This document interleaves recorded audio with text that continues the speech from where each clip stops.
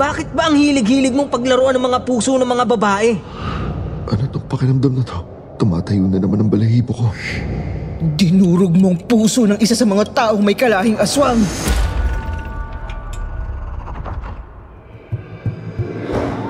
Para sa mga mahilig sa mga kwentong aswang, subaybayan ang aming bagong channel, Sitio Pangil. Pasukin ang nakakakilabot na mundo ng mga aswang. Like and subscribe. Sitio Pangil.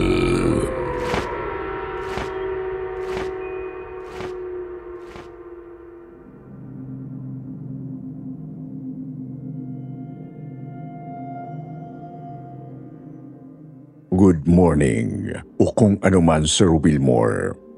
Itago niyo na lamang po ko sa pangalang Richie. Mabuti na rin kasi ang nag-iingat. Madami-dami na din kasi yung naghahanap sa akin dahil may atraso ako sa kanila. Isa po akong matandang binata. Nagtatrabaho po ako sa isang factory ng sardinas. Hindi ako nakapagtapos dahil bulak-bul ako noong panahon na nag-aaral ako. Puro gimmick at chicks ang inatupag ko noong binatilyo pa ako. Hindi naman sa pagmamayabang, may kagandahan din po akong lalaki. Habulin ako ng mga babae. Pero hindi ko inakala na yung pagiging gwapo ko, yung maglalagay sa akin sa panganib. At doon po tungkol yung kwento kong isi-share sa inyo. Matagal na po akong fan ng kwentong takip silim. Kapag break time ko sa factory ay nakikinig ako sa mga nakakatakot ninyong kwento. Naisipan kong mag-email at ipadala ko yung kwento dahil nakakatakot naman ito. Pero yun talaga, Sir Wilmore. Wag na wag ninyong ipagkakalat ang totoong pangalan ko dahil yari ako sa mga babaeng may atraso ako. Hindi ko na po patatagalin pa. Sisimulan ko na ang kwento ko.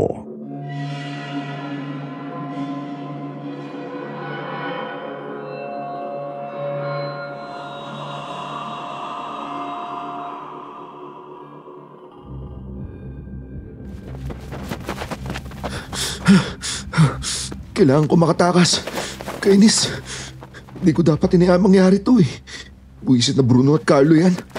Paano nila ako nahanap? Hayop ka, Richie. Huwag kang tatakbo. Humanda ka sa aming tarantado ka. Hindi mo kami matatakasan, Richie. Dapat ka magbayad sa ginawa mo. Nagsisiksika ng mga tao sa palengke noon, Sir Wilmore. Pero wala akong pakialam. Takbo lang ako ng takbo. Matatakasan ko na yung mga humahabol sa akin, pero bigla akong nadulas at bumagsak patalikod. Kapag tinamaan ka nga naman ng malas. Ayun, nahuli ako nila Bruno at Carlo. Uy! Aray! Nakarma ka rin, ano?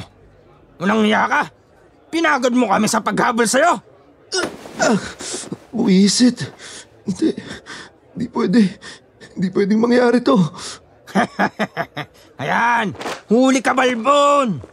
Wag niyo ako sasaktan. Ha? Ano yan? Ang tapang mo nun? Bakit ngayon parang duwag ka na? Dalhin na natin yan nang maturuan ng leksyon.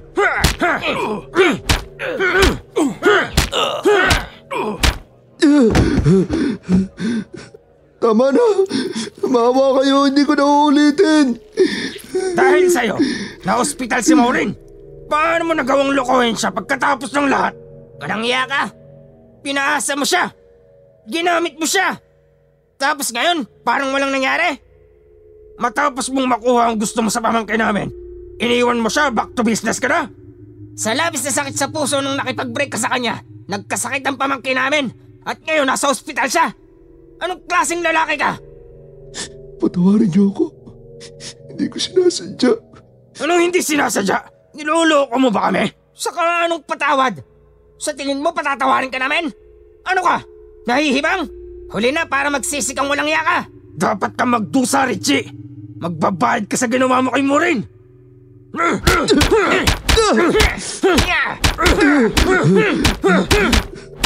Tulong! Tulong! Tama na, Carlo. Baka mapatay natin ang hunghang na yan. Anong tama na? Kulang pa yan sa ginawa niya sa pamangkin natin. Tama na. Ano ba? Baka nga mapatay pa natin siya. Sakit ng ulo lang ang aabuti natin. At saka nakuha na natin ang hustisya para kay Maureen. Oh, pero sana natuto na itong siraulong ito sa kanyang ginawa. Pweh! Diyan ka na. Magdusa ka diyang hayop ka.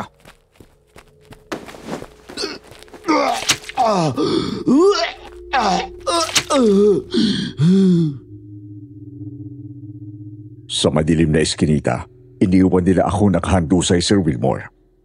Akala ko katapusan ko na talaga. Lamog na lamog ako sa pagkakabugbog ng dalawang unggoy na yon. Pero, sanay na ako sa ganito. Ilang beses na rin akong nabugbog ng kuya, tatay at kung sino-sino pang kamag-anak ng mga babaeng nakarelasyon ko. Pakiramdam ko nga minsan, manhid ang katawan ko sa bugbog at wala talaga akong kadala-dala. Matapos bugbugin ni Carlo at Bruno, pinilit kong tumayo at maglakad. Nakarating ako sa isang klinika sa isang barangay. Ang malas nga kasi, inakala noong mga barangay tanod na naandon na magnanakaw ako at binugbog ako ng mga taong bayan. Pero noong nagkaliwanagan na, pumayag na silang gamutin ako. Matapos ang ilang oras mula noon, nakaidlip ako dahil sa painkiller na ibinigay sa akin. Nagising ako at tinawagan ko yung kaibigan kong si Dudy.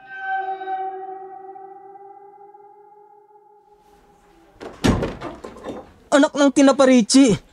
Ano nangyari sa'yo? Anak ng lintik na sugat naman to. Dodi, binugbog nila ako. Sina Carlo at Bruno. Ano? Bakit? Ano na namang ginawa mo? Yung kasi mga tsuhin ni Maureen. Binugbog ako. Nagkasakit si Maureen. Nasa hospital siya ngayon. Tapos sa akin binuhos ng mga tsuhin ni Maureen ang galit nila. Hoy, siraulo ka. Huwag kang magmalinis. Alam kong kaya nagkasakit si Maureen ay dahil matapos may mangyari sa inyo. Bigla ka na lang nakipag-break sa kanya. Siraulo ka talaga. Buti nga, napag-alam pa ako na makikipag-break na ako. Mas madalas nga na naglalaho na lang ako eh. Richie, kailan ka titigil sa pagiging ganyan? Hindi dapat pinaglalaroan ng puso ng mga babae. Sige ka, baka makarma ka rin. Ay nako, Dodi. Kung hindi tanga at gullible ang mga babae, hindi sila masasaktan. Hindi sila maluloko ng gwapong kagaya ko. Kaya kasalanan nila kung bakit sila nagkakaganyan. Hindi ka man lang ba naaawa sa kanila? Puro sarili mo na lang ang iniisip mo. Bakit ako maaawa? Bah, alam naman nila yung mga pinasok nila eh.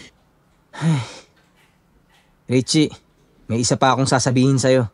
Hinahanap ka rin ni Efren, yung tatay ni Susan. Ano? Bakit naman? Nalaman niyang niloko mo si Susan. Matapos mong makipagtalik kay Susan ng ilang beses, sasabihan mo siya na hindi ka seryoso sa relasyon niyo? Sino nga mang hindi magagalit sa ginawa mo? O, ano naman ngayon? Galit na galit si Efren. Plano ka niyang patayin. Ano? Oo, papatayin ka raw niya. Diyos ko, anong gagawin ko?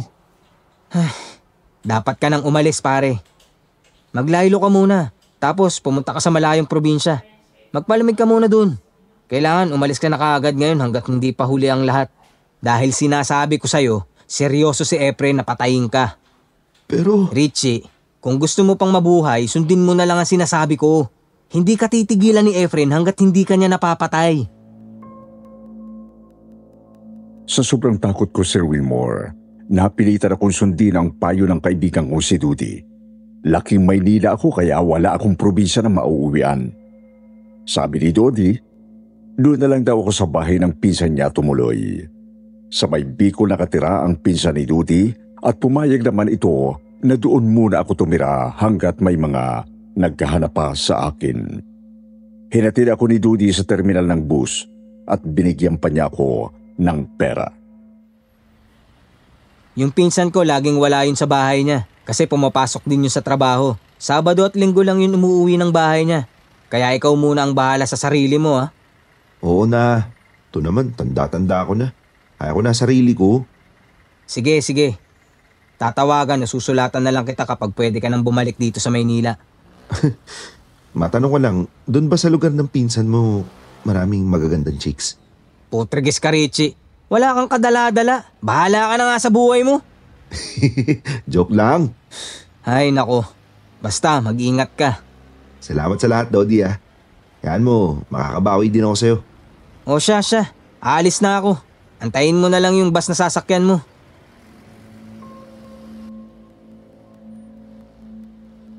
Hindi ako mapakali habang nag-aantay ng bus, Sir Wilmore.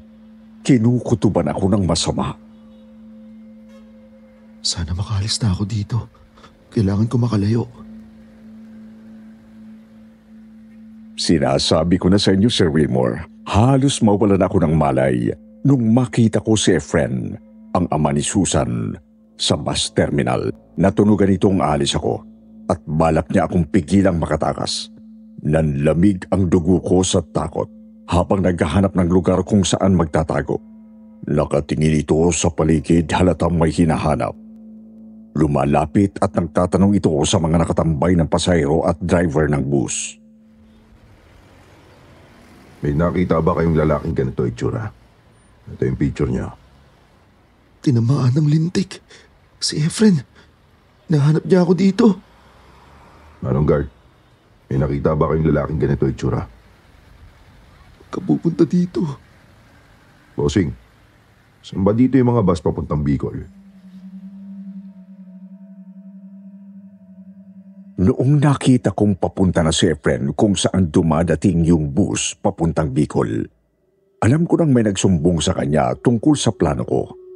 Pakiramdam ko ay may kaibigan si Durik na nagsumbong na papunta ako ng Bicol. Paano ba naman alam ni Efren na yung terminal kung saan ako naroon tapos dun siya nagpunta? Talagang ang lakas ng kabog ng dibdib ko noon, Sir Wilmore. Alam kong hindi ako ligtas hanggat naroon si Efren. Kailangan ko mag-isip na mabilis. Hindi ako pwede sumakay sa bus na to. Baka makita niya ako. Mabilis na naglakad ako palayo sa pila ng bus papuntang Bicol. Nakakita ako ng isang bus na paalis na rin at wala akong pakialam kung saan papunta yon dahil ang mahalaga sa akin ay matakasan ko si Efren. Anak ng tinapa talaga. Wala akong magagawa. Kailangan ko sumakay dito. Basta makalayo lang ako kay Efren. Ayan na. Sasakay ka ba? Paalis na kami. Katumukha nga dyan. Sandali, bossing. Nag-iisip pa ako. Sakay na. Malapit na umalis tong bus. Kapag di ka sumakay, bumba ka na. Nabala mo kaming lahat eh. Wala na akong pagpipilian pa. Kaya sumakay na ako sa bus kasi hudang saan papapunta ito. Habang paalis na ang bus, nakita kong patuloy pa rin naghahanap si Efren sa terminal. Di ba talaga niyo siya nakita? Siya lang ang pakay ko dito. Salamat at nakatakas ako. Babayo na, Efren. Diyan ka na.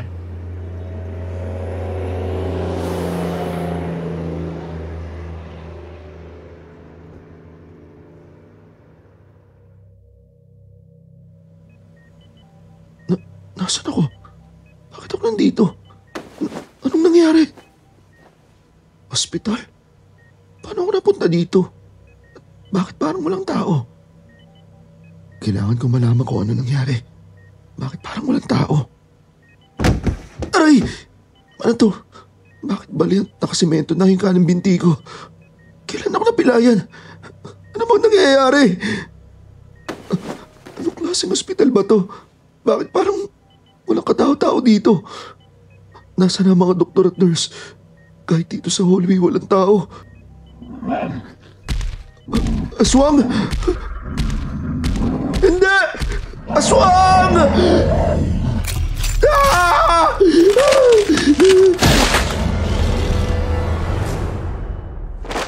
Hey! Ano ba? Isig na! Nasa terminal na tayo, gabi na! Panaginip lang pala ang lahat. Kanina ka patulog at nagsasalita habang nananaginip. Parang masama ang panaginip mo. Ang sama po ng panaginip ko. Oo nga, mukha naman. Mabuti na lang at nagising ka pa. Kala ko, mamamatay ka na sa bangungot eh. Gabi na ba? Nasaan ako? Nasa terminal na ba tayo? Oo, kaya bumaba ka na. Nakababaan na lahat ng pasahero. Ikaw na lang ang nandito. Hindi ko na sasabihin kung saang probinsya yung pinuntahan ko, Sir Wilmore. Dapat sa Bicol ako pupunta pero dahil sa nangyari, sa ibang probinsya ako napunta. Bandang Southern Luzon ang napuntahan kong lugar. Pero yun na lang muna ang sasabihin ko sa kwento ko. Dahil gabi na, nagpalipas ako ng gabi sa terminal at natulog sa isa sa mga bangko doon. Kinaumagahan ay tinanong ko ang mga tao sa terminal kung meron bang magandang lugar na pwede kong puntahan at magbakasyon. Tinuro nila ako sa isang baryo. Sumakay ako ng jeep para tingnan kung maayos naman ang lugar doon. Pinupuno ng mga jeepney driver ang jeep dahil bihira ang pagbiyahe sa tinurong baryo sa akin. May mga pasahero pa nga na sa bubong na pumapesto para lang makasakay. Mahaba ang biyahe pero hindi nagtagal, nakarating na ako sa baryong sinasabi nila.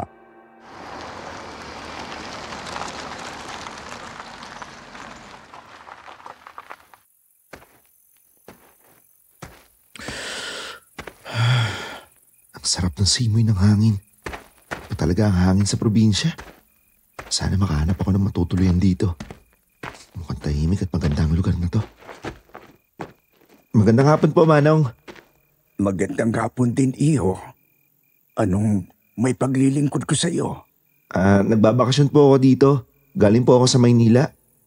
Naghahanap po sana ako ng pwede kong matuluyan dito sa baryo nyo. Alam nyo po ba kung saan ako pwede maghanap ng matutuluyan? Mukhang swerte ka, Iho. May maliit akong kubo doon sa may tabi ng bukid. Hindi magkara pero maayos at tahimik. Talaga po, Manong? Magkano po yung upa doon? Maliit lang na halaga, Iho. Kung ano bang kaya mong ibigay, yun lang. Para sa akin kasi, mas mahalaga sa akin ang maitumira doon dahil inaagyo na yon. Maraming salamat po. Tatanggapin ko na po yung alok nyo. Ako nga po pala si Richie. Ikinagagala kitang makilala, Richie. Manong Tonyo ang tawag sa akin ng mga taga rito. Maraming salamat talaga, Manong Tonyo. Jackpot ako sa inyo. Walang anuman, Iho. Tara, ipakikita ko sa iyo ang kubo. Sana magustuhan mo, Iho.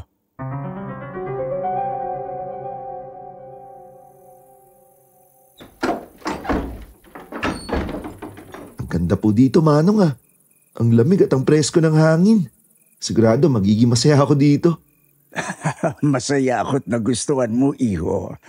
Kung may kailangan ka pa, huwag kang mahihiyang magsabi, ha? Opo, Manong. Maraming salamat po talaga. Malaking tulong po to sa akin. Wala yon, Iho. Dito sa baryo, mahalagang pagtutulungan. Masaya akong nakilala ka. Tahimik doon sa munting kubo ni Manong Tonyo. Yun nga lang medyo nakakabagot dahil walang malapit na bahay sa paligid. Pero masaya na rin ako dahil magiging payapa yung buhay ko ng ilang linggo at malayo ako sa panganib. Natatawa pa ako noon dahil iniisip kong malamang namumuti na ang mga mata ni Efren sa kahahanap sa akin. Lumipas ang mga araw at nainip ako doon sa kubo at habang tumatagal ay nauubos yung bigay na pera ni Dudy sa akin. Kinakailangan kong magbanat ng buto para may pera ako. Magandang umaga, Manong Tonyo. Magandang umaga rin. Oo, ikaw pala, Richie. Anong may paglilingkod ko sa iyo? Manong, may alam ba kayong naghanap ng trabador? Medyo naiinip na po ako at kailangan ko ng pangdagdag sa pera pambakasyon ko dito eh. Teka. Aha. Oo, tamang-tama. Yung magkapatid na si Lorenzo at Mina, naghahanap ng gagawa ng sari-sari store nila. Halika, punta natin. Sabi ni Manong Tonyo, yung magkapatid na sina Mina at Lorenzo ay mag-isa nang namumuhay. Hindi totoong magkapatid sina Mina at Lorenzo. Inampun lang ng mga magulang ni Mina si Lorenzo nung bata pa ito. Sabay na lumaki sina Mina at Lorenzo, kaya naman para magkapatid na talaga ang turing nila sa isa't isa. Si Lorenzo ay nagtatrabaho bilang mangingisda at tuwing Biyernes lang ito umuwi sa bahay nila ni Mina. Umaalis din ito ng Linggo ng gabi at naiwang mag-isa si Mina sa bahay. Pinagpatayo ni Lorenzo si Mina ng sari-sari store para hindi mainip ang kapatid niya. Pero noong nagkaroon ng bagyo, ay nasira ang bubong ng sari-sari store. Kinaumagahan nagpunta kami ni Manong Tonyo sa isang tahimik na baryo upang makilala si Mina, ang may-ari ng sari-sari store na nasalanta ng bagyo. Magandang araw, Mina. Naandito na kami ni Richie. Siya yung mag-aayos ng bubong mo. Magandang araw din, Manong Tonyo. Salamat po't nadala mo siya. Kumusta ka, Richie? Ha? Ayos lang, Mina. Sabi ni Manong Tonyo, kailangan mo daw ng mag-aayos ng bubong ng tindahan mo. Oo, nasira kasi ng bagyo ang bubong nitong sari-sari store ko at kailangan ko itong maayos agad kundi mababasa ang mga paninda ko. Ang problema lang, medyo mababa ang mabibigay kong bayad. Huwag kang mag-alala, Mina. Mabait si Richie. Sigurado akong matutulungan ka niya. Oo naman, Mina. Ayos lang sa akin kahit mababa ang bayad. Ang importante, matulungan kita at maayos agad ang tindahan mo. Naku, nakakahiya naman. Nasan ba yung sira? Ay, oo. Yun o. Tingnan mo yung bahagi ng bubong. Yun ang nasira. Sa tingin ko, madali lang namang ayusin tong bubong mo eh. Kung may extra ka pang pera, pipinturahan ko na rin siya at libre na yung pagpipintura ko. Talaga? Tatapusin ko to sa loob ng siguro 3 araw. Kasama na yung pagpipintura. Talaga? Napakabuti mo naman, Richie. Pwede ka na magsimula agad? Oo, sisimulan ko na bukas ng umaga. Bibili lang muna ako ng materyales at pintura para maayos ko na yung bubong mo bukas. Salamat, Richie. Malaking tulong to sa akin at sa mga suki ng tindahan ko. Ay sus, ang dali ng usapan, hindi ba? Alam ko na maasahan ka talaga, Richie. Salamat at tinanggap mo ang trabaho. Pumasok muna kayo sa bahay ko nang makapagsalabat at konting suman muna kayo. Pag-usapan natin po yung magagastos sa pagpapagawa ng bubong. Hindi naman sa pagyayabang, Sir Wilmore. Sa dami ng nakarelasyon kong babae, ay alam ko na agad kapag may gusto sa akin ang isang babae. Kaya naman, nung ilang beses pa lang akong pumupunta sa bahay ni Mina, ay alam ko nang may gusto siya sa akin. Napapansin ko kasi na maaliwala sa mukha niya at masiyahin siya kapag naandun ako sa kanila. Hindi naman siya kagandahan, Sir Wilmore. Morena at maliit na babae pero may dating. Kahit kinuha niya akong taga-ayos ng bubong niya, ay parang kaibigan ang trato niya sa akin. Naku, Richie, salamat talaga. Ang bilis mong natapos at saka ang ganda ng pagkakagawa mo. Wala nga naman, Mina. Masaya ako makatulong. Sana hindi na masira muli ng bagyo yung bubong mo, no? Sana nga.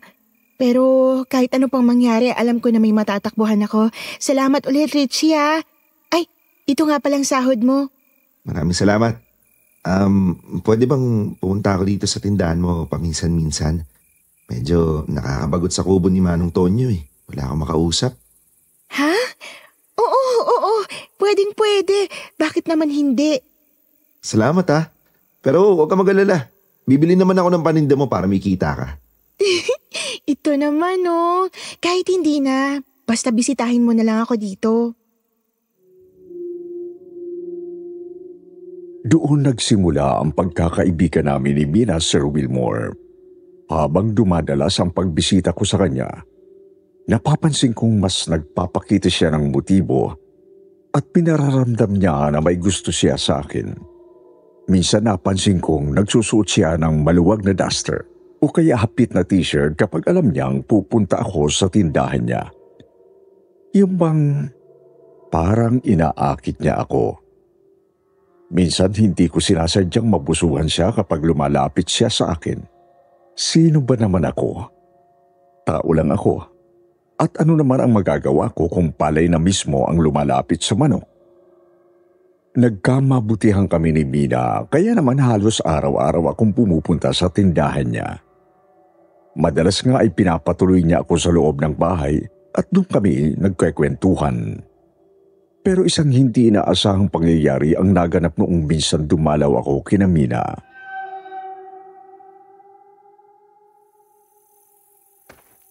Mina? Mina? Nandiyan ka ba? Mina? Bakit kaya wala sumasagot? Baka nasa loob siya ng bahay. Matignan niya.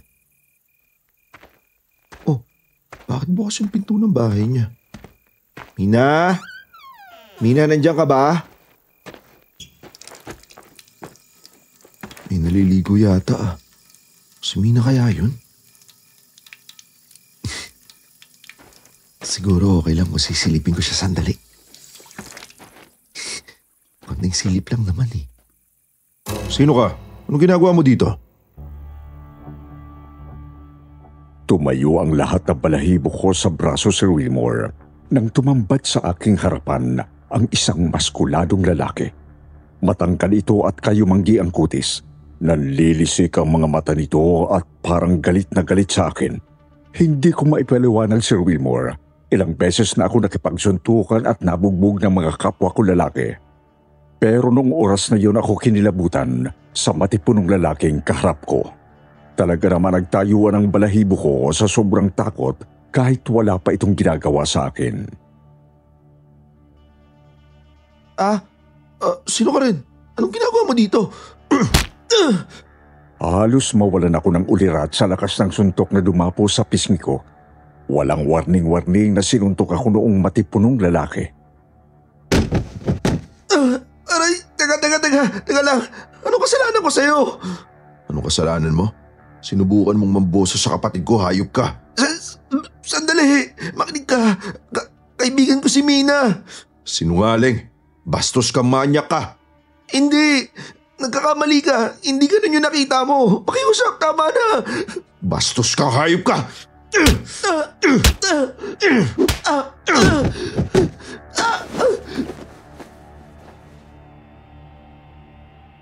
Ilang beses na rin akong nabugbog at nakipagsuntukan, Sir Wilmore. Pero kakaiba ang suntok at sipa ng lalaki. Napakalakas niya. Pakiramdam ko noong mga oras na yon ay mamamatay na yata ako sa sobrang bugbog. Pero ang mas pinagtataka ko ay pakiramdam ko takot na takot ako sa kanya. Para bang sinasabi ng katawan ko na isang mapanganib na tao ang kaharap ko. Mabuti na lang lumabas si Mina para tulungan ako. Kuya, tama na! Huwag mo nang saktan si Richie! Mina? Kuya, si Richie yan. Kaibigan ko siya. Hindi siya masamang tao. Hinahanap niya lang ako dahil wala ako sa tindahan. Wala siyang masamang balak sa akin. Teka. Kuya, pakiusap, huwag mo na siyang saktan. Pasensya na, Richie. Kala ko kasi... Sorry, hindi ako nakapagpigil. Ayos lang. Kasalanan ko din dahil pumasok ako ng bigla-bigla eh. Richie, ayos ka lang ba?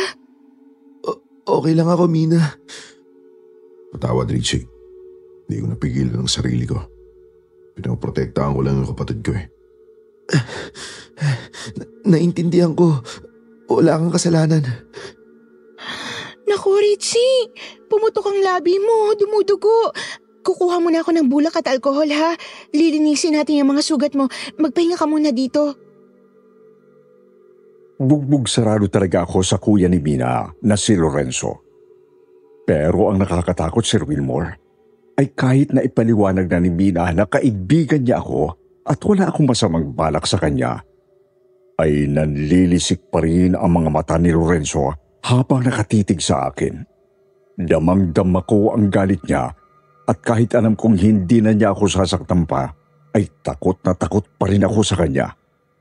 Malaki ang pangangatawan ni Lorenzo, Sir Wilmore.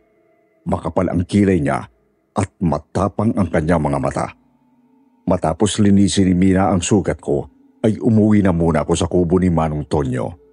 Umiwas muna akong pumunta kina Mina hanggang nasa bahay nila si Lorenzo. Ilang linggo bago gumaling ang mga pasa at sugat ko, naisipan kong bisitahin si Mina noong nalaman kong umalis na ulit ang kapatid niyang si Lorenzo. Mina, kamusta ka na? Tagal na nating di nakikita. Oo nga. Ikaw kasi, Richie. Hindi mo na ako dinadalaw dito. Napuruan nga ako ng Kuya Lorenzo mo eh. Nalamog ako. Pasensya ka na talaga kay kuya ha. Mabait naman yun. Hindi lang talaga kayo nagkaintindihan pero kapag nakilala mo siya ng lubos, pakiramdam ko, magiging magkaibigan kayo. Talaga? Pero ikaw mukhang mas gumaganda ka pa ha. Ay nako, grabe ka namang mambola. Ikaw may bala ka no? Wala no, pero seryoso ako. Alam mo ba, mas lalo kang gumaganda kapag di kita nakikita. Tumigil ka nga, Richie. Niloloko mo na yata ako eh. Alam mo, Mina, matagal na kitang gustong kausapin ng ganito eh. Kuan, kasi lagi kitang naiisip. Richie, ano bang pinagsasasabi mo? Mina, hindi mo ba nararamdaman ng tibok ng puso ko para sa'yo?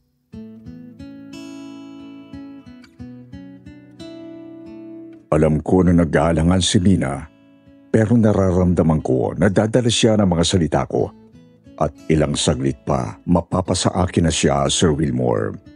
Nakikita kong namumula ang kanyang mga pisngi at pinagpapawisan siya kahit malakas ang ikot ng electric fan niya.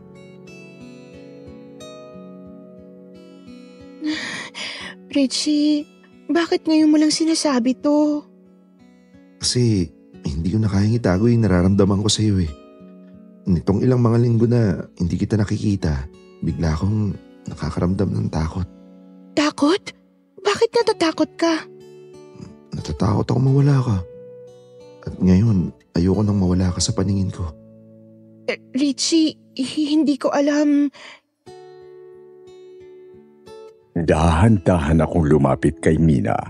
Inilapit ko ang labi ko sa kanya at isang banayad na halik ang ibinigay ko sa kanya. Akala ko ay matatakot siya. Pero nagulat ako nang gumanti siya ng halik. Mainit at mapusok ang mga halik ni Mina. Unti-unti kong naramdaman ang mainit na hininga ni Mina nung naghiwalay ang aming mga labi. Sa bawat sandaling lumilipas na magkalapat ang aming mga labi, nadadala na kami ng aming damdamin. Richie. Mina. Halika, Richie. Dahan-dahang hinawakan ni Mina ang kamay ko, Sir Wilmore, at inakay niya ako papunta sa kanyang kwarto.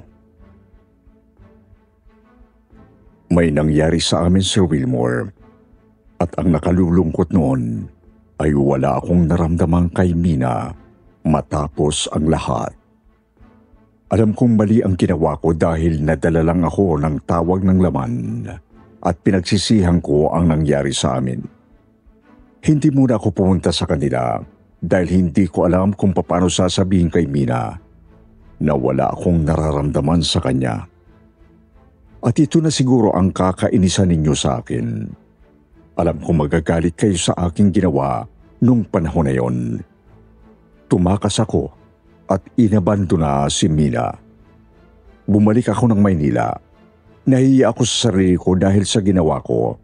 Pero ayaw ko naman paasahin si Mina na magkaroon kami ng relasyon. Kaya naman minabuti ko na lang na mawala sa buhay niya. At alam kong pagbabayaran ko ang ginawa ko.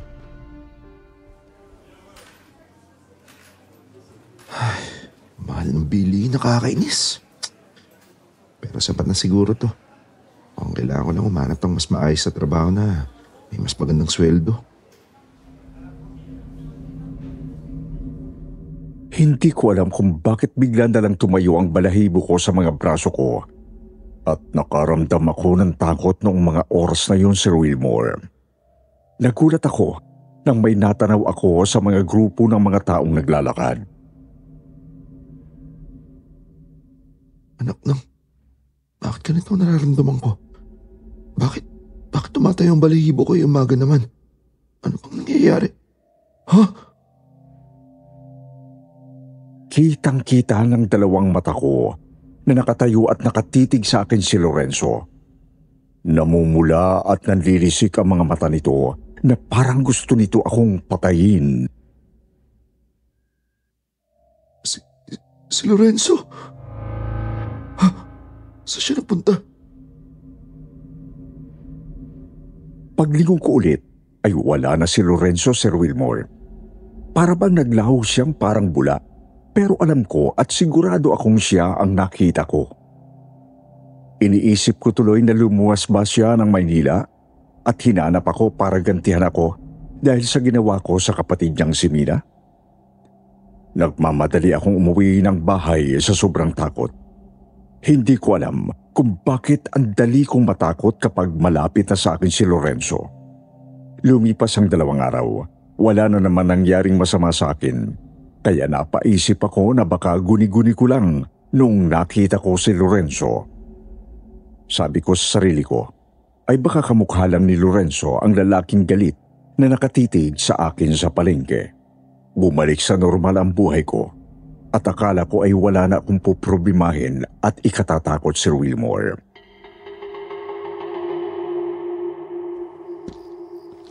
Happy birthday sa'yo ang inuman, sa'yo ang bulutan. Madaling araw noon at habang ang karamihan sa kapitbahay ko ay himbing na himbing sa pagtulog, umuwi akong lasing na lasing. 3:00 ng madaling araw nung dumating ako sa aking maliit na apartment. Langung-lango ako noon at hilong-hilo dahil ang dami kong nainom sa birthday party ng kaibigan kong si Dudy. Ay, grabe. Ang sakit sa ulo. Kailangan ko na magpahinga. Ngunit pagpasok ko sa aking kwarto, napansin ko may kakaibang bagay. Tapos biglang nanlabig ang aking katawan sa takot. Ano yun? Bakit parang may mga matang pula? Nataraw ko sa madilim kong kwarto ang 2 pulang mata na nagliliwanag sa dilim, Sir Wilmore. Sa sobrang takot ko, ay nag-aalangan akong pumasok ngunit nagdesisyon akong buksan ang ilaw ng kwarto. Pero bago ko mabuksan ang ilaw ay nakarinig na ako ng ungol ng isang mabagsik na halimaw. Ginamba ako nito at kinagat ang aking kanang balikat. Ako na ang nagsasabi sa iyo, Sir Wilmore. Tanggal ang pagkalasing ko nung bumaon sa kanang balikat ko yung napakaraming matatalas na pangil. Aray! Ano to? Isang mabangis na halimaw ang dumadagan sa akin, Sir Wilmore. Meron itong matutulis na kuko na humihiwa sa aking laman. Kinagat nito ng mariin ang aking balikat habang pinipilit noong halimaw na pigilan akong bumangon at makatayo. Kailangan ko makalaban! Naabot ko yung transistor radio ko at pinalo ko ito sa ulo ng halimaw. Napasigaw ito sa sakit at binitiwan niya ako. Nakawala ako mula doon sa halimaw, pero sa sobrang dilim ng kwarto, hindi ako nakatakas. Tumakbo ako papunta sa pintuan pero hinatak ako pabalik ng halimaw sa aking kwarto.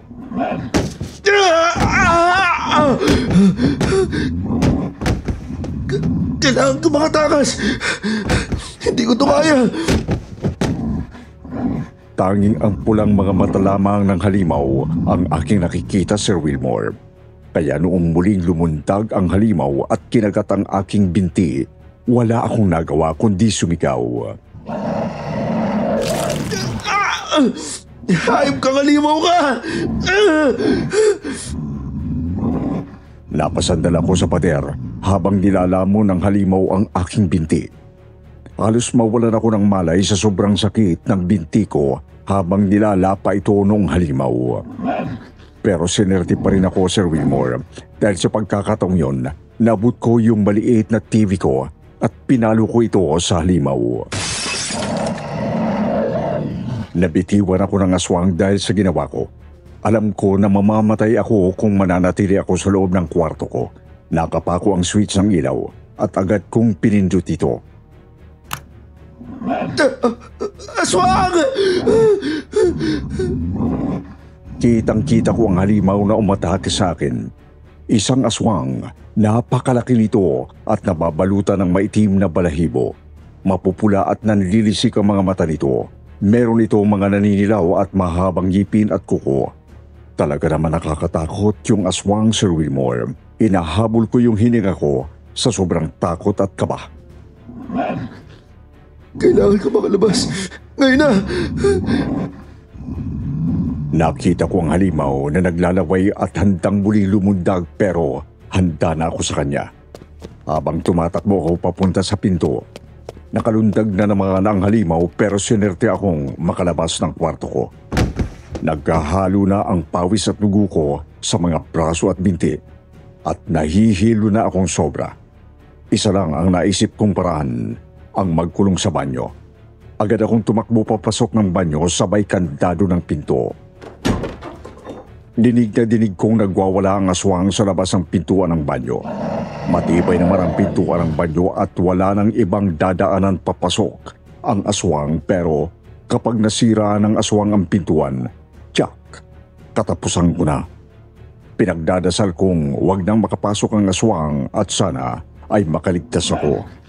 Walang tigil na pagkalmot at pagdadabog ng aswang sa pintuan ng banyo.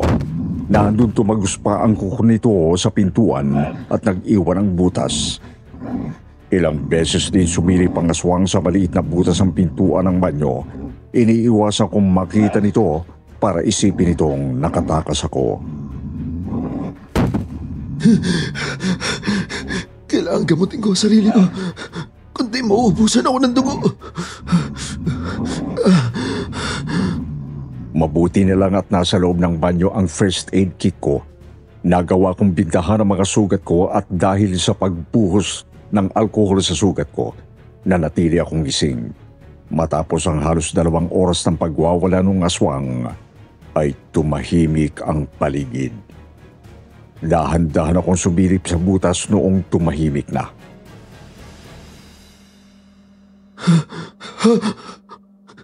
Diyan pa kaya yung walang iyang yun? Wala na ang aswang at nakita ko ang sinag ng araw mula sa bintana.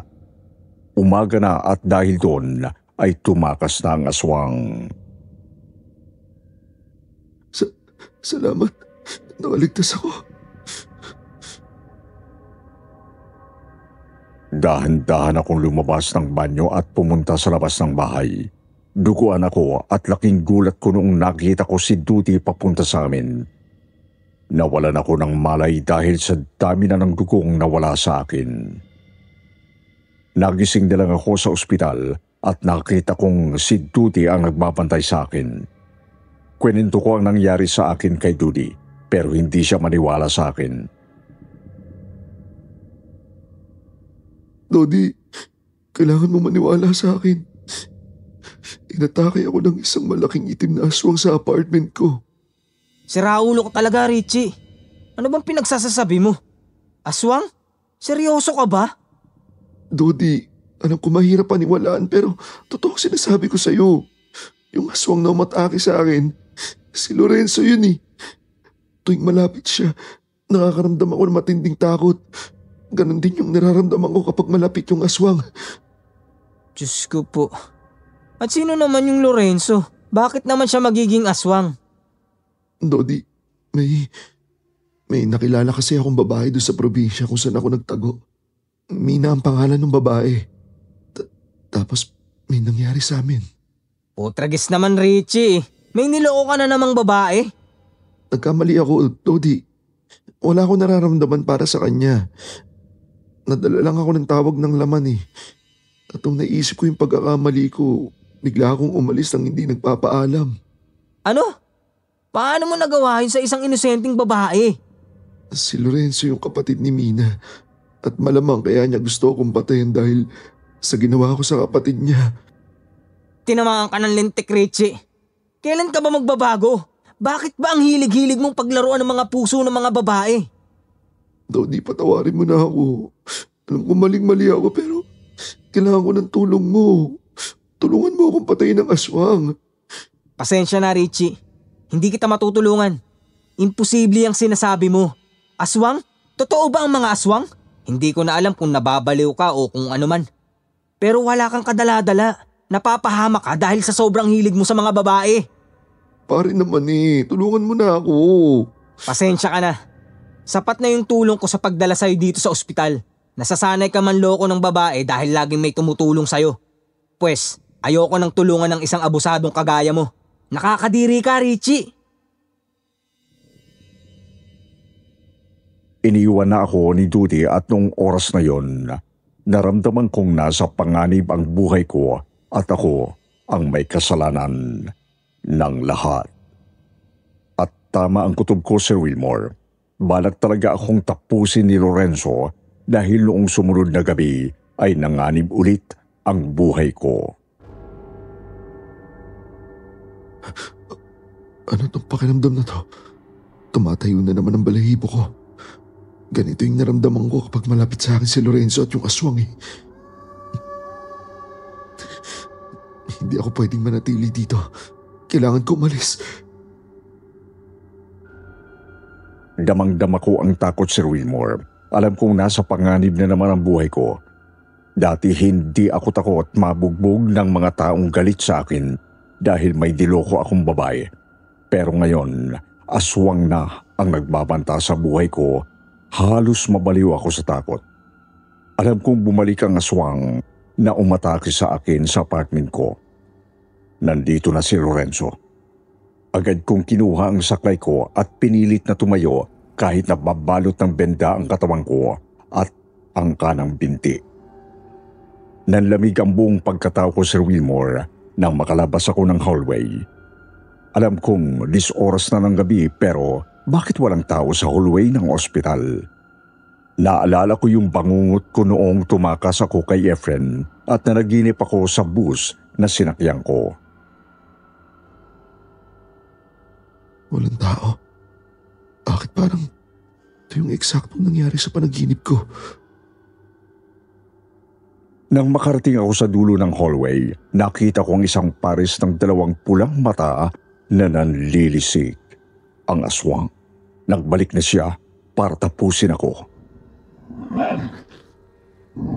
Huwag! Lumayo ka sa akin!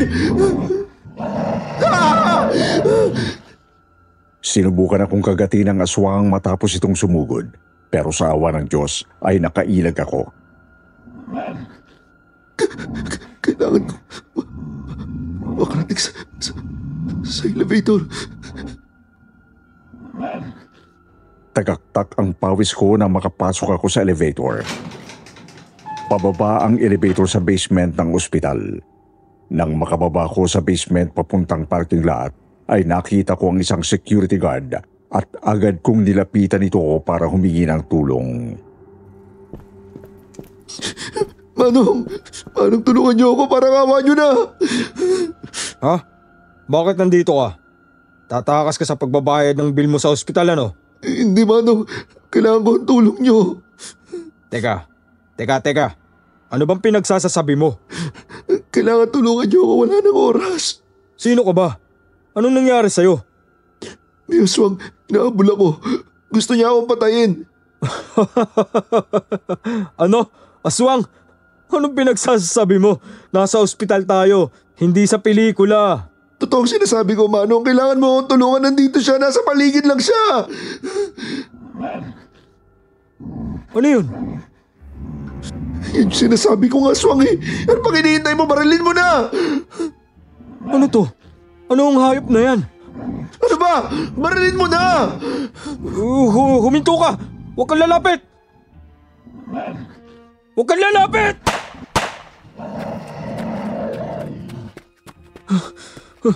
Ano yun? Totoo bang aswang yun? Oo nga! Ang kulit kasi ninyo eh. Hindi ba sinabi ko nang hinahabol ako ng aswang?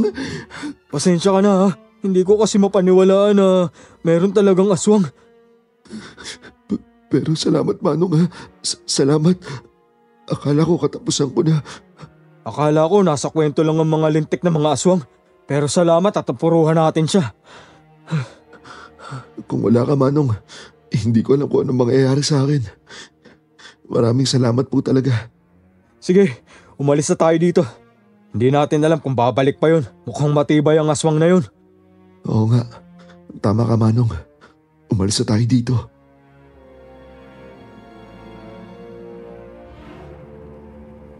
Alam kong hindi pa tapos ang impyernong sitwasyon ko dahil sigurado akong buhay pa ang aswang na umatake sa akin. Matapos akong makalabas ng ospital ay hindi ako mapakali, Sir Wilmore. Nilagyan ko ng mga bawang at asin ang mga bintana at pintuan ko dahil natatakot akong muling bumalik ang aswang. Naganap ako ng buntot pagi dahil nalaman kong panlaban daw ito sa mga aswang. Pero gabi-gabi ay dinadalaw ako sa panaginip ni Mina at ni Lorenzo. Galit na galit silang dalawa sa akin at sinasabing papatayin nila ako.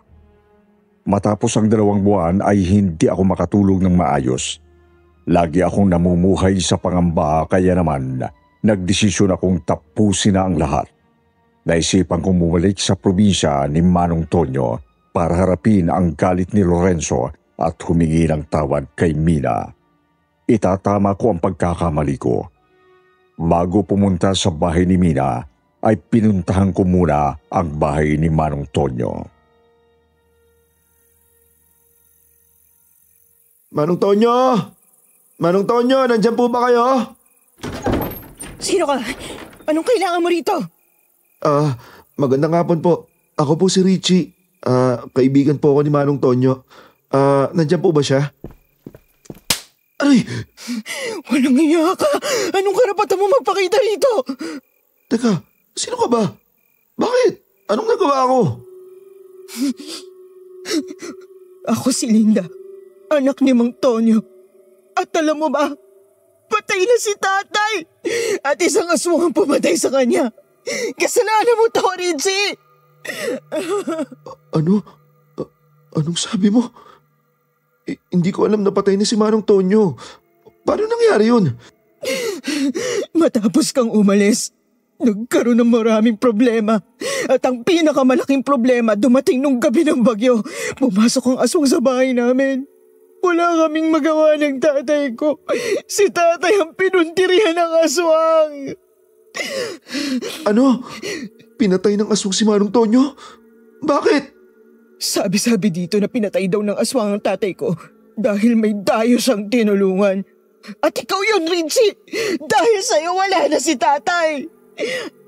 Hindi. Di totoo sinasabi mo, imposible yung kwento. Hindi mo alam? Hindi mo ba alam na merong angka ng mga aswang dito? At sabi-sabi dito sa baryo, dinurog mong puso ng isa sa mga taong may kalahing aswang. Si Mina. Wala na. Wala ka nang magagawa. Huli na ang lahat. At isa pa, may isang bagay na dapat mo pang malaman. Ano yun? Si Mina, buntis siya. At alam kong alam mo kung sinong ama. Ano? Buntis si Mina? Hindi maaari.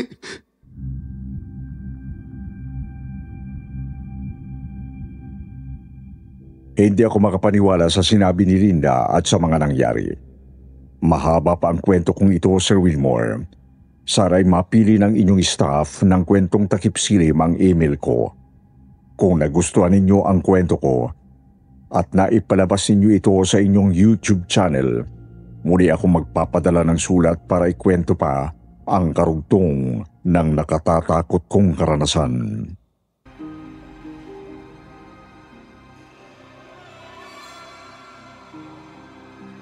Aswang ang agad na isip ng marami kapag pinag-uusapan ang pagkain ng laman ng tao. Paano ba naman kasi? Ang mga nilalang na ito ay nakilala nating marahas at talagang pumapatay ng tao para makakain. Sinasabing madalas din nilang pinaglalasog-lasog ang kanilang mga biktima habang nilalapa.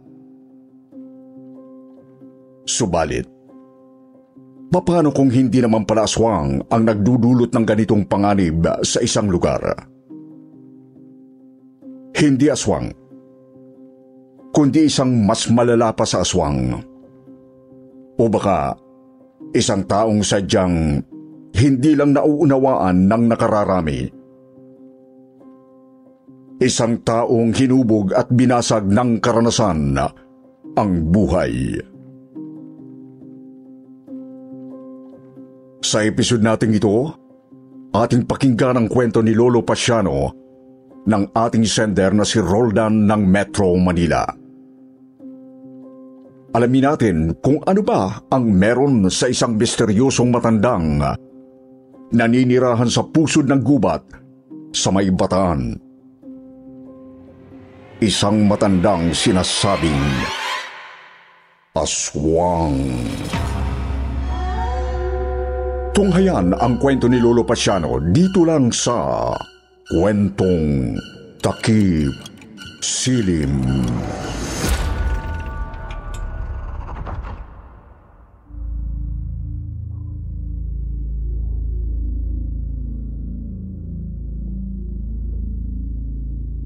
Hello, Sir Wilmore. Ako po si Roldan, 29 years old ng Metro Manila. Itong ikwekwento ko po ay hindi ko personal na karanasan, kundi pinagdaanan ng aking lolo Pasiano noong binata pa lamang siya. Naikwento lang niya ito sa akin bago pa siya na maalam noong 2010. Naisipan ko lang pong ipadala sa inyo itong karimari-marim na kwento ni Lolo upang magtanong. Gusto ko po kasing malaman kung totoo ba na talagang may ganitong nilalang noong 1950s.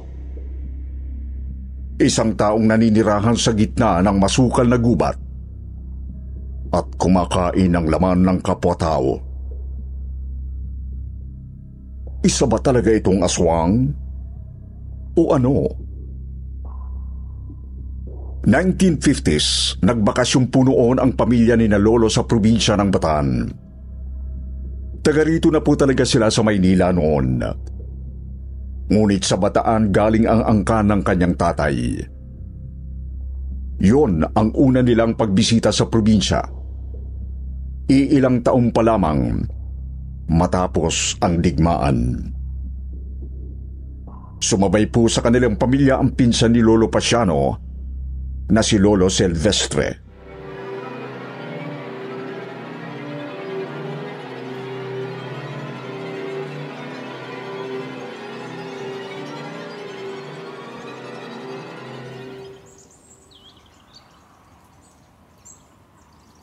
Ganito pala. Ganito pala ang probinsya. Akala ko mababagot lang ako rito. Pero mukhang marami pala tayong mapagkakaabalahan dito, insan. Kaya nga lintik na digmaan naman kasi yan. Hindi tuloy tayo makagala ng malayo. Pero, teka, ano ng plano mo? Ano pa nga ba? Gagalugarin natin tong gubat na to. Tapos mangangaso tayo. Matagal ko nang gustong maranasang manghuli ng hayop gubat eh. Kaya pala may dala kang itak ha. Ang tanong, sapat na ba yan? Malalaman natin kapag nakaharap na tayo ng baboy ramo o kung anong hayop. Paano yan? Sabi ni Lolo, wag daw pumunta sa pusod ng gubat. Lalo na doon sa paket sa may bundok. Bakit? Kasi may aswang. Minsan naman. Huwag mong sabihin naniniwala ka sa kalokohang yan. Malaki mong tao eh. Hindi naman kasi natin alam kung ano ba yung nasa gubat na yan. Sila yung taga rito kaya sila yung mas nakakaalam. Kaya nga mas nakakapanabik kasi hindi natin alam kung anong meron dyan. Pero kung naduduwag ka talaga, hindi naman kita pipilitin. Uwi ka na lang tapos ako na lang ang magsasaya dun. Hinahamon mo talaga ako, ha? Siyempre sama... Hoy, hintay! Ano ba? Pasyado!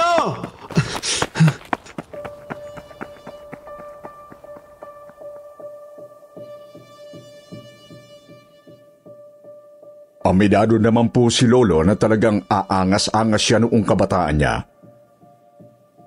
Arugante, kahit wala naman talagang alam na sa mga bagay-bagay.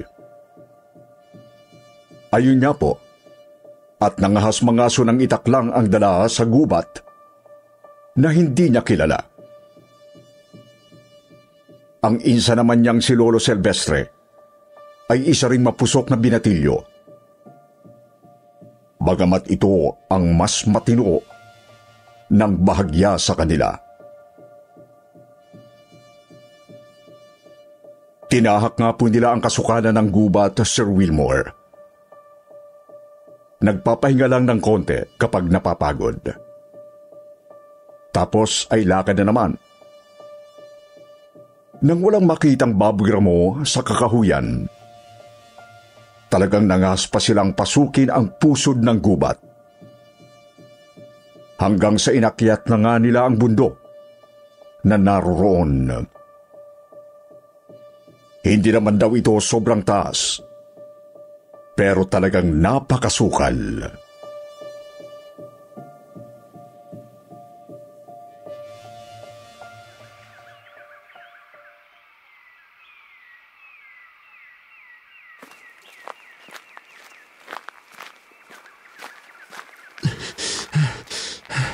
Insan, napakalayo na natin.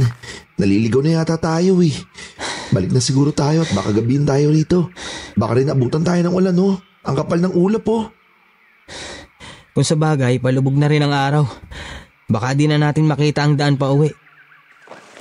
Balik na lang siguro tayo bukas. Puntahan natin yung mga bahaging di pa natin nararating. Talagang desidido kang makahuli, no? Aba, syempre. Minsan lang tayo rito eh. Palalampasin ko pa ba? Hindi ka talaga natatakot doon sa aswang, no? Minsan naman. Kwentong bayan lang yan. Panakot lang sa mga bata. Utu-utu lang ang maniniwalang may matandang aswang dito. Basta kapag nakasalubong natin yung matandang yun na iika-ika ako maglakad at may malaking peklat sa mukha, ikaw talaga ipakakain ko. Nalinti ka na. Inabutan na tayo ng ulan. Paano na ngayon yan, Insan? Mahihirapan tayo makauwi nito.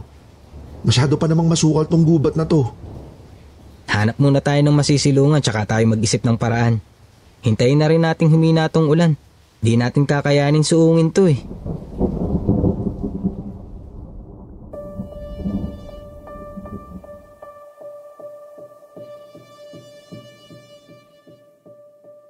Sumilong sina Lolo sa ilalim ng isang napakalaking puno. Subalit, talagang napakalakas ng ulan at maging ang bukso ng hangin. Kaya't basang-basa pa rin sila noon at sobrang nilalamig. Sa kamalas-malasan pa, hindi po talaga humihina ang ulan.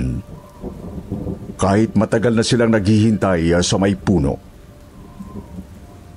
Gumulong pa ang oras at tuluyan gumabi.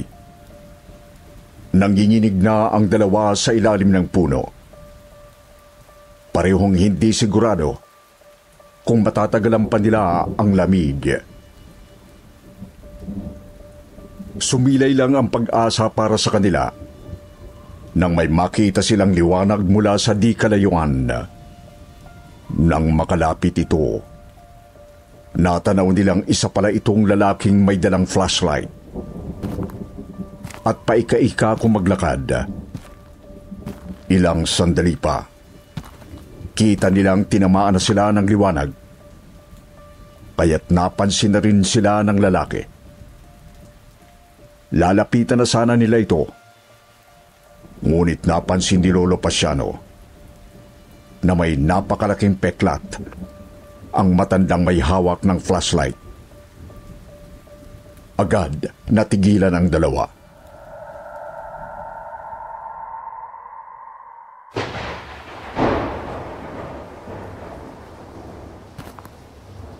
Matandang may peklat.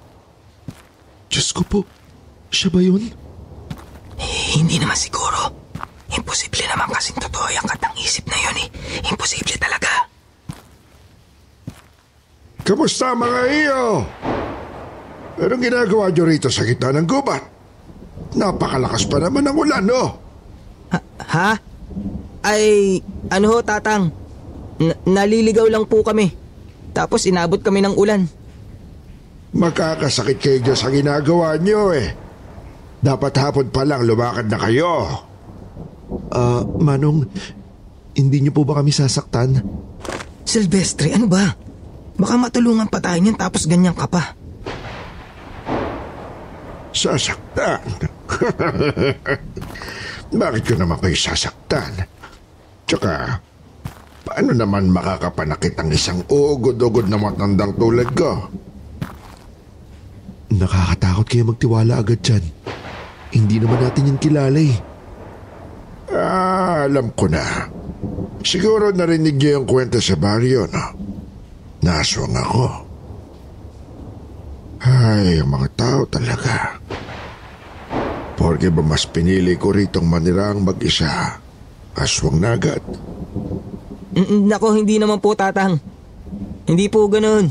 Nag-iingat lang ho kami, lalo't hindi namin kayo kilala. Sigurado ka ba, iyo? Siyempre naman po. Pagpasensyahan nyo na lang tong pinsan ko. O siya, medyo malapit na rito ang bahay ko. Kung gusto nyo, doon na muna kayo magpalipas ng ulan at gabi. Kesa naman dito, magkakasakit kayo sa lamig. Pero hindi ko naman kayo pipilitin kung ayaw ninyo.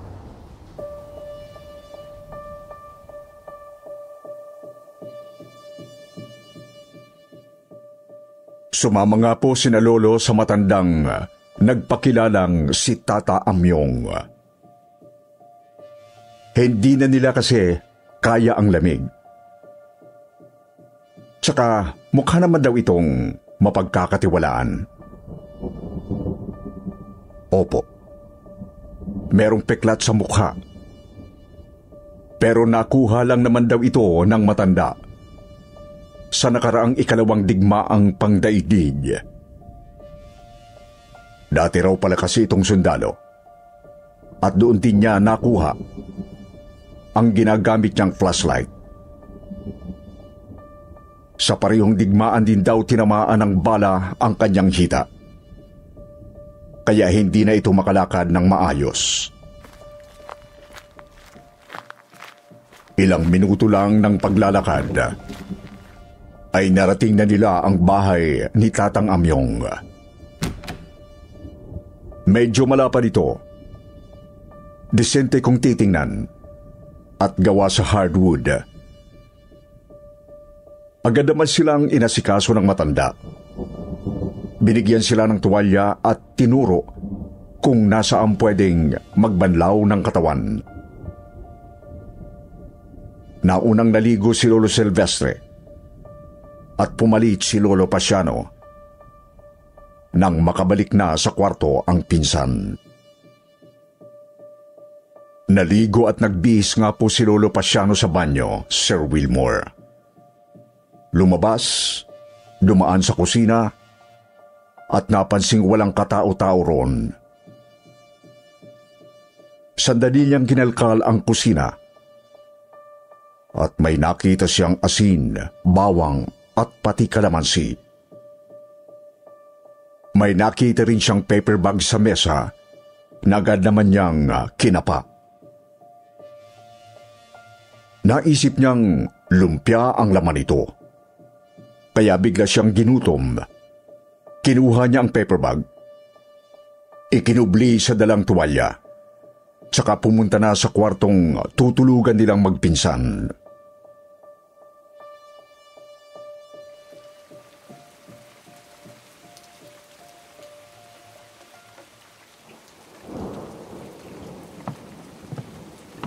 andito lang ho pala kayo, Tatang Amyong. Nagtaka ko kasi wala kayo ron sa kusina at sala. Oo. Tinatanong ko lang itong pinsan mo kung may kailangan pa ba kayo. Naku, Tatang. Sobra-sobra na ho ang naitulong nyo sa amin. Naku, wala yun. Balita bagay. O siya, magluluto muna ako ng sabaw pangapunan natin, ha? Para naman malamnan ng mainit ang mga sigmura natin. Pairam na lang din muna nitong itak nyo. Mapurol na kasi yung sakin at hindi ko pa naahasa. Sige lang po, Tatang. Salamat po ulit. Oh, ba't tahimik ka dyan? Hindi talaga mawala sa isip ko yung bilin ni Lolo eh. Silvestre naman. Tinulungan na nga tayo ng matanda, ganyan ka pa. Ayan nga at kinausap ka pa mismo. Tsaka isa pa, may nakita akong asin, kalamansi at bawang sa kusina ni Tatang. Seryoso? Paano mangyayari yun? Mga pangontra yun sa aswang. Yun na nga mismo. Ibig sabihin, hindi talaga aswang yung matanda. Kawawa naman, pinaratangan pa. At oo nga pala, may nakuha akong paper bag dun sa mesa. Mukhang lumpia yata ang laman. Gutom na ako eh. Loko ka talaga.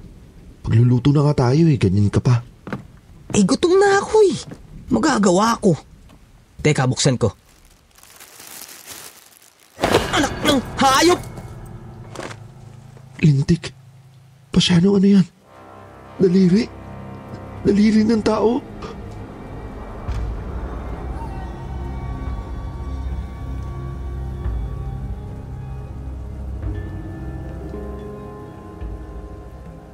Sir Wilmore, natigilan at nagkatitigan ang magpinsan.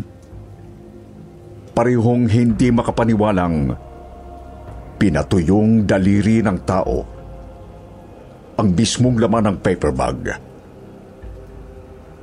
Nagtataka kung bakit merong ganon ang matanda. Kung susuriin, amoy pinausukang karne ng baboy daw yon.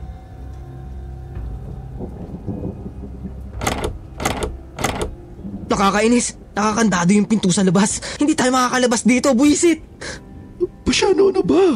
Huwag kang masyadong maingay. Baka tuluyan na tayo noon kapag nalaman niyang may alam na tayo. Sabi ko naman sa'yo, aswang yun eh. Sabi ko naman sa'yo eh. Oo na. Kasalanan ko na. Pero wala namang mangyayari kung iiyak ka lang dyan. Ang pinagtataka ko lang talaga. Ano? Bakit may bawang, asin at kalamansi siya sa kusina? Hindi kaya... Hindi naman talaga siya aswang? Ay, ewan ko sa'yo. Ay na nga yung ebidensya oh. Ano pa bang kailangan para maniwala ka? At kung hindi nga halimaw yung hukluban na yan, eh ano?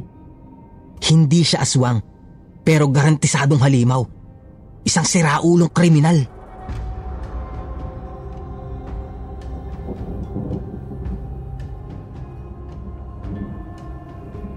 Agad nagsimulang mag-isip ng plano para makatakas ang dalawa.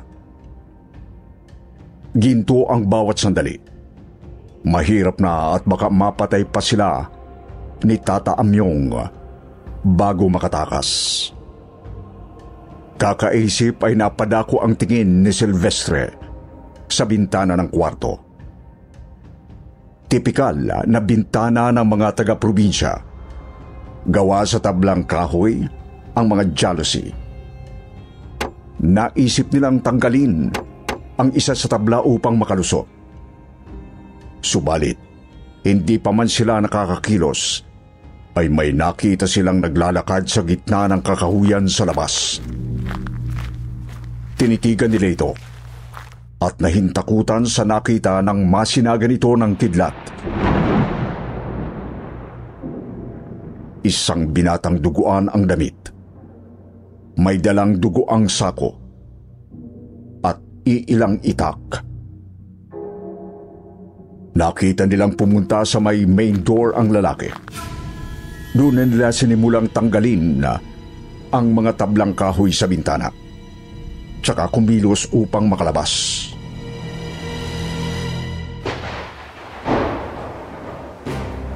Bilisan mo na dyan, Pasiano. Sibat na tayo, baka maabutan pa tayo eh.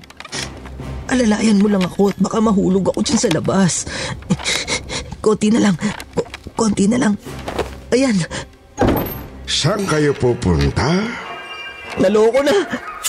Naku, ang upad mo. Tumalong ka na!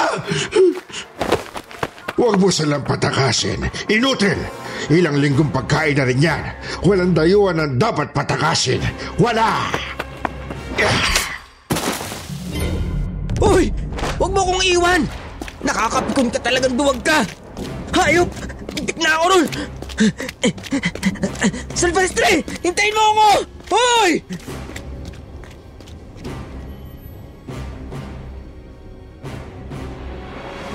Nahirapang tumakbo ang mga lolo ko noon. Sir Wilmore, madilim ang gabi.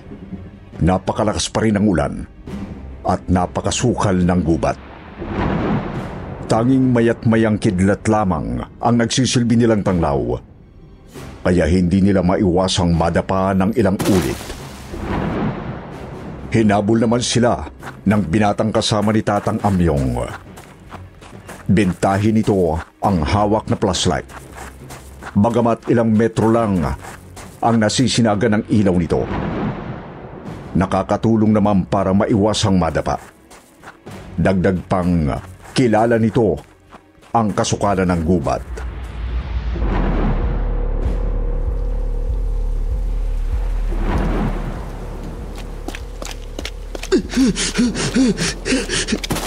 Aray! Sakit ang braso ko! Ano ba itong nakatisod sa akin? Hayop! Ulo ng tao! Tapos may iba bang bahagi sa paligid? Saang impyerno ba tayo nakarating? Pero ano ba? Wala na tayong panahon para huminto! Andiyan na siya! Andiyan na siya! Bangon! Bilis! Bilis! Ang sakit talaga! Mamamatay talaga tayo sa gubat na to. Kainis! Teka, ano pa na? Hanin mo yung bato. Ayaw mo kaming tantanan, ha? Etong sa'yo!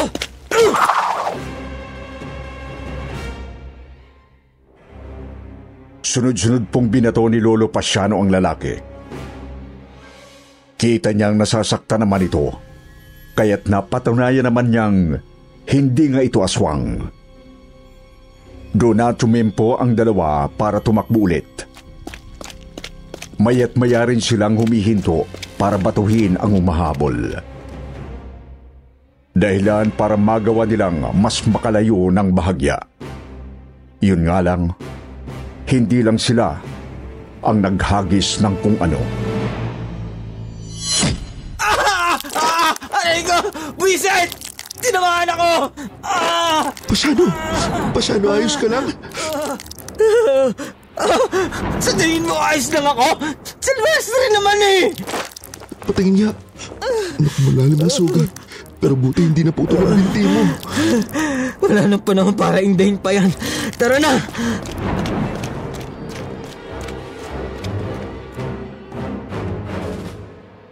Paika-ikang inakay ni Lolo Silvestre si Lolo Pasiano. Malalim po kasi talaga ang naging sugat sa binti ni Lolo ko. Sa katunayan, halata pa nga po ang peklat nito hanggang sa kanyang pagtanda. Nakita ko pa. Dahil sa kalagayan ni Lolo Pasiano, kaya't bumagal ang pag-usad ng dalawa.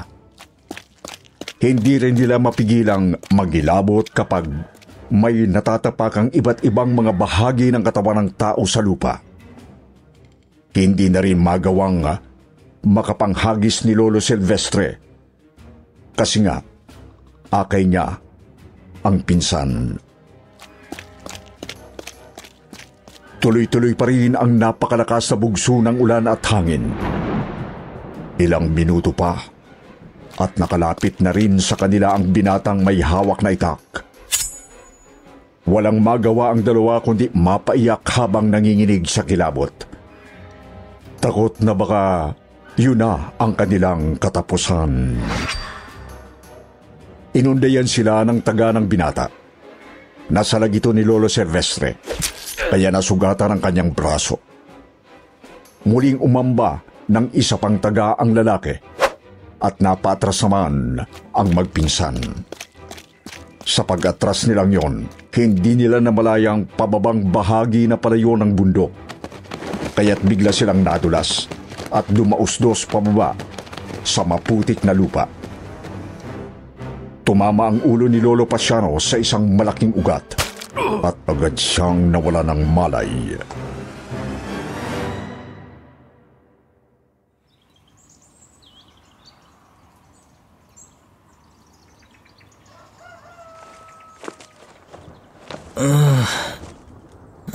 Aray, ang sakit ng ulo ko. Ano ba nangyari? Nasaan ako? Teka, nasaan ako? Buti at gising ka na, Insan. Asan tayo? Ano nangyari? Yung siraulong lalaki, asan na? Isa-isa lang ang tanong, Insan. Mahina ang kalaban. Nawalan ka ng malay pagbagsak natin. Buti nakagalaw pa rin ako. Kahit napakataas ng pagkakadaos-dos na yun. Sa palagay ko, hindi na tayo sinundan ng lalaki. Kasi napakalapit na pala nitong pinagbagsakan natin sa baryo. Ayun, may mga bahay no. Ayos ka lang ba? Malayo sa pagiging maayos. Pero mas malala ang kalagayan mo. Buti na balat ko pa ng damit yung mga sugat natin kagabi. Kaya tumigil na rin sa pagdurugo. Sana pala nagtawag ka na ng tulong. Mali ko ba kung malapit na pala to sa baryo? Ang dilim kaya kagabi. Kaya naganap na muna ako na mapagtataguan natin. Ngayong umaga naman, kagigising ko lang din. Anong klaseng karanasan yun? Hayop. Kaya nga Buti buhay pa tayo. Iyon na lang ang ipagpasalamat natin.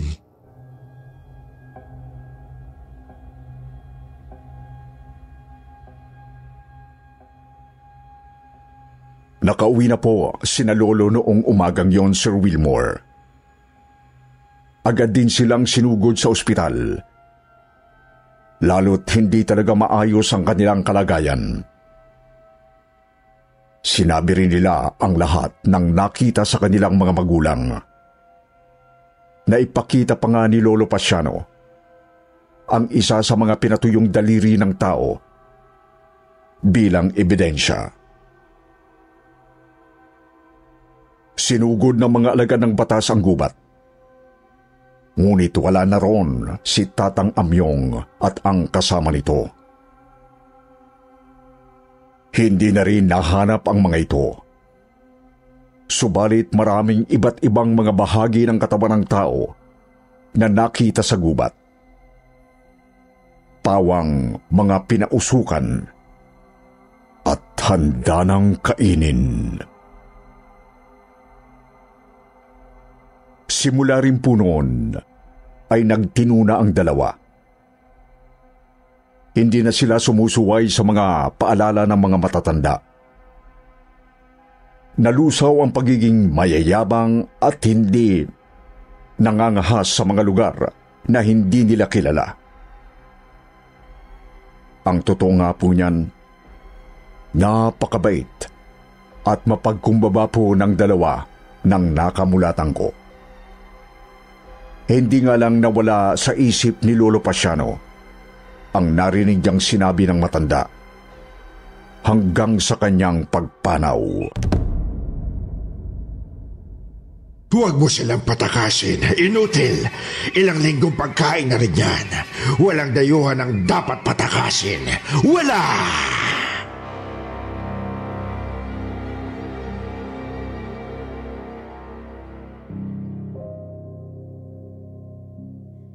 Sa tingin niyo po, anong dayuhan kaya ang ibig sabihin ng matandang dating sundalo? Posible kayang nasiraan lang ito ng bait dahil sa digmaan? Kaya nagkaganon ang takbo ng isip? Aabangan ko po ang inyong mga opinyon sa comment. Kasi gusto ko ring malaman kung ano ba talaga si Tatang Amyong. Aswang ba talaga ito? O pangkaraniwang tao lang? Maraming salamat po sa pagbabasa ng kwento ni na Lolo Pasiano at Lolo Silvestre Sir Wilmore. Hanggang sa muli, at more power sa channel ninyo.